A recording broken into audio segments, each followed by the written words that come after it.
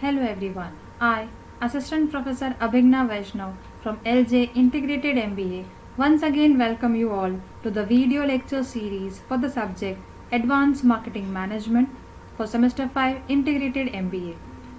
Now up till now we are done with Module 1. In this video lecture we'll be starting with Module 2.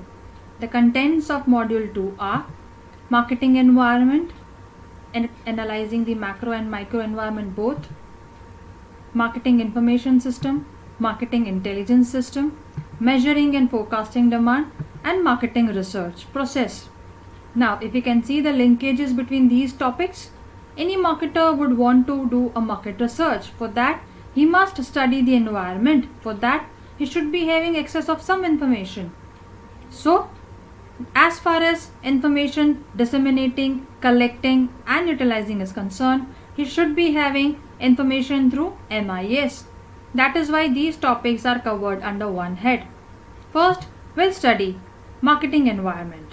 Well, any successful businessman or a marketer always do the inside out or outside in the view of business, because marketing environment presents the opportunities and threats both. So he needs to continuously monitor and adapt the changes that are taking place for reinventing the business for its survival. Well, as far as marketing environment is concerned, it can be internal and external. Internal environment is something which can be in control, which is in hands of the businessman, and the external environment is something which cannot be controlled. That's not in your hand. So that is to be studied in this chapter. We'll be studying marketing environment external part, micro environment and macro environment. Micro environment would consist of the company itself, the suppliers, the intermediaries, the customers, publics and the competitors. As far as macro environment is concerned, we'll be studying demographic factors, economic, natural, political and legal, social and technological. Now, first we'll start with macro environment, wherein we'll be studying the demographics and the population part first. Well, population growth. Well, we all are aware that the population explosion is taking place all over the world. Now that doesn't mean that it's an opportunity for the marketer because we have a huge market. No. Pollution creation is taking place because of population explosion. Yes, population explosion would lead to pollution, overcrowding, deterioration of quality of life, depletion of key minerals, as well as it has an adverse effect on each and every aspect of our life. Well, the noticeable fact is the less developed nations are having almost 76% of population, and that's a huge figure. So that is why you need to consider the ratio and the proportion of population in each country. Population age mix. Well, each country is having different age mix. Some countries are having young population more. Some countries like Japan, which is having old population more. Their behavior differs. So as a marketer, you need to take into consideration that as well. The life cycle from an infant to a child to an adult to a senior citizen, their behavior differs at each stage. The generation from baby boomers to generation X, generation Y and generation Z, their behavior would also differ because of the exposure that they are getting. Now if I want to do a research on online buying behavior of generation Y and generation Z, but obviously the result would differ. So as a marketer, consider that first. Then comes the ethnic part. Well, there are very few countries which are having just their local nationals. Like Japan, we'll find mostly Japanese people, but a country like USA, it is also known as a salad bowl. You can find different people from different nations having different needs and wants. So as a marketer, you can't offer them a common product.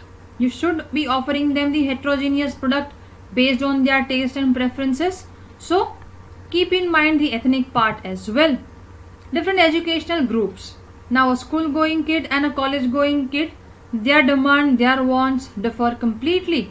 From the books, the quality of books, the quality of travel, from magazines to gadgets, it differs like anything. household patterns. Now, earlier we used to have joint families, big families, but nowadays we are more of nuclear families. So their behavior would also differ. As a marketer, you need to find out the gap, the solution that they want for the problems that they are facing it. Their behavior changes completely for the industries like real estate, furniture, preschools for that matter. So, as a marketer, focus on the patterns of households. It differs completely. The Soho concept came from that only. Ready to assemble furniture, modular kitchen furniture, they have the existence just because of the patterns differ. There are new segments as well. DINK, double income, no kids, that needs are different. SSWD, single, separated, widowed, divorced. These segments are having different sets of needs. Even there's a market of gay market as well. Their needs are also catered to. So as a marketer, study the patterns of each household. Then second factor that we'll be studying is economic environment. Well, economic is something that is in the psychology. Well, you can see the income distribution. The economy wise, some industries, some countries are having subsistence economies. Some countries are having raw material exporting companies like Saudi Arabia.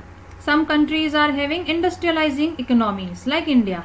And some countries are industrial economies which are rich in nature. The richer class is so huge and they are having mastery almost in all aspects. Savings, debt are the major concern. As a marketer, have an eye on that because it affects the cost of living and the pattern of borrowing as well.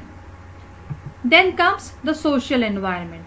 A society shapes our values, norms, our behavior.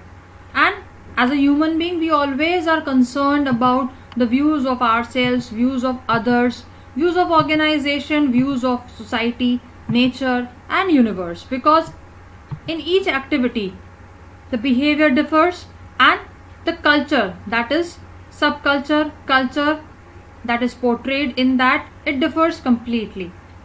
And it is very easy to shift from one culture to another culture as well. So as a marketer, focus on these minute details so as to be clear about your strategy. Then comes the natural environment. Well, we all are aware that there is a shortage of raw materials, increased energy cost like petrol and diesel, anti-pollution pressures. Now as the industries are growing like anything, they're creating pollution, so there has to be some control over that. Government protections. The government are taking various initiatives like in India, Swachh Bharat Abhiyan, that is just for the concern for the environment. Now there's one concept called green marketing myopia. What is marketing myopia? Marketing myopia is something wherein the marketer falls in love with his product so much that he ignores what is happening around. Green marketing myopia means you are just concerned about your product only, ignoring that it is harming the environment, it is dangerous for the nature. Consider these factors as well. So the key points to avoid green marketing myopia are: you should be concerned about the customer's value positioning, their knowledge and the capabilities of the product claims. Then the technological environment, the pace that matters the most, the plethora of products that we are having now which we were not having 10 years ago. That is just because of the pace of the technology.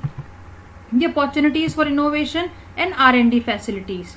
Now the recent example is the pandemic that we are facing is COVID-19, wherein the government has declared a huge budget for R&D and innovation for the vaccination for the same, and the increased regulation of change. That is very important as the technology is progressing.